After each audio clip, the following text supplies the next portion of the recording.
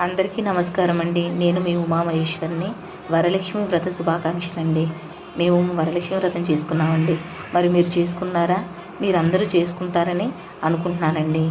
వరలక్ష్మి వ్రతం చేసుకుని అందరూ సుఖంగా సంతోషంగా ఉండాలని ఆ అమ్మవారిని నేను కోరుకుంటున్నానండి. ఉంటానండి. మా పూజను కూడా చూసి మీరు ఆనందించండి. ఉంటానండి.